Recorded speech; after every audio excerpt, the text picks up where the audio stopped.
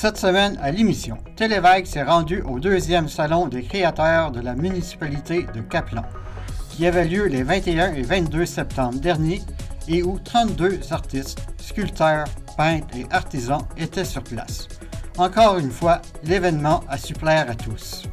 Notre 2e salon cette année, on en est content parce qu'on a fait participer pas juste les gens de Caplan. L'an passé, on avait priorisé vraiment tous les gens de Caplan. Cette année, on avait ouvert à tout le monde. On est content parce qu'il y a quand même un petit peu plus de la moitié que c'est des gens de Caplan, mais on a des nouveaux artisans qu'on n'avait pas vus encore. Plein de nouvelles choses.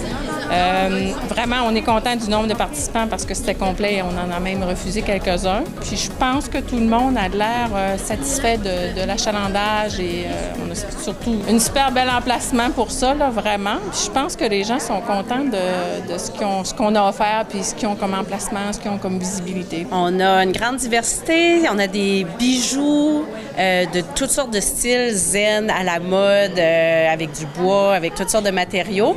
On a plusieurs produits en bois, que ce soit des ustensiles de cuisine, des petits meubles, planches à découper, des lampes, toutes sortes de choses, petites cabanes à lutins, aux mangeoires à oiseaux. On a des produits d'artisanat, tricot, broderie, des trucs faits avec de la récupération, plusieurs artisans qui font de la couture, tuques, vêtements pour bébés. On a de la pyrogravure sur bois, des produits cosmétiques, produits ménagers éco-responsables. On a des tatoueuses sur place qui fait des tatous en live, des produits de laine filée à la main, qui est une nouveauté que je connaissais pas dans la région. Des produits de l'érable, quand même, les gens étaient contents. Donc, on n'a pas juste du sirop d'érable, ils ont vraiment une belle catégorie de produits d'érable, eux autres qu'on ne voyait pas d'habitude.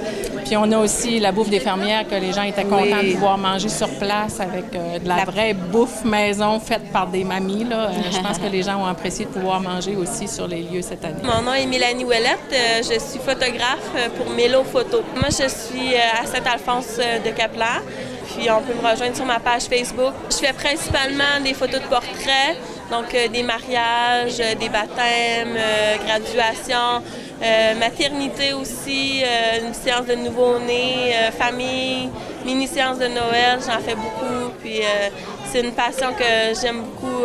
Vraiment, ça permet de photographier beaucoup de gens, connaître des gens, puis c'est vraiment intéressant, oui. Bernard Dubé, je suis natif de New Richmond, je suis un résident de New Richmond. Et puis, il y a quelques années, j'ai présenté un livre de recettes sur la flore et la faune que j'ai traduit et publié en anglais. Puis, l'année dernière, j'ai publié Passion et aventure, qui est 150 faits vécus, anecdotes, avec un côté humoristique. Puis cette année, j'ai eu le plaisir de lancer un autre ouvrage qui s'intitule « Coureur des bois d'hier à aujourd'hui », qui relate 150 ans d'histoire par tranche de 50 ans. Donc, à partir précisément de 1858, un monsieur Ouellette, qui a trappé pendant 50 ans dans l'arrière-pays, soit à la tête de la rivière Grande Cascapédia.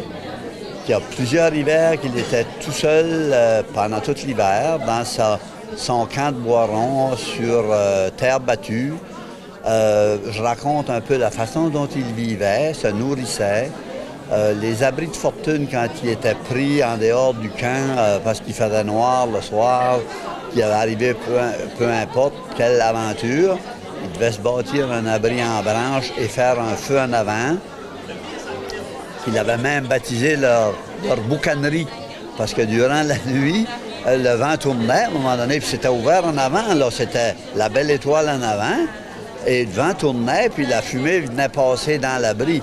Donc, ils appelaient ça leur boucanerie. J'ai été chercher des renseignements directement de la part des enfants ou des petits-enfants de ces coureurs des bois-là. Même l'arrière, le plus vieux trappeur là-dedans, le premier, j'ai côtoyé son petit-fils, qui est décédé ça fait longtemps, qui était trappeur. Puis j'ai eu le plaisir de former son arrière-petit-fils qui m'a raconté beaucoup sur la vie de son aïeul. Puis aujourd'hui, le type en question, il a 80 ans, là, le dernier de toute la lignée, M. Rudy Ouellette, et qui m'a donné des renseignements, puis certains écrits qu'il avait réussi à mettre la main dessus. Ça fait que c'est vraiment enrichissant, je pense, pour tout le monde. Puis ça a été agréable pour moi de tout monter ça, puis de l'écrire de façon correcte. Puis après ça, bien, la deuxième partie, la deuxième 50 ans, c'est des messieurs que j'ai côtoyés, que j'ai vécu un peu avec eux, que j'ai été chercher certains renseignements sur la façon de faire. Ces bonhommes-là ont trappé. Ils ont eu leur vie personnelle et familiale. Des fois, c'était un marchand ou un guide.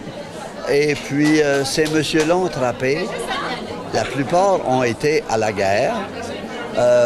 Ils ont été blessés, ils ont été prisonniers de guerre. Donc, je raconte cette partie-là. Déjà, on avait l'évolution. Le piège guillotine en bois du premier coureur des bois dont je parle. Bon, ben là, les gens, ça a commencé à avoir un peu d'argent pour s'acheter des pièges en métal, des engins plus spécifiques. Et puis, ça a fait partie de cette évolution-là. L'avenue du piège en X, ce qu'on appelait conifère. Puis, la dernière tranche de 50 ans, ben, c'est moi. C'est mon expérience comme coureur des bois. À partir de ces bonhommes-là, comme je disais, que j'ai côtoyé, j'ai connu l'arrivée de la motoneige, des VTT, l'évolution des pièges, puis l'éducation des trappeurs, laquelle j'ai enseigné pendant 30 ans, la formation des trappeurs. J'ai siégé 15 ans dans le domaine de la fourrure au niveau nord-américain.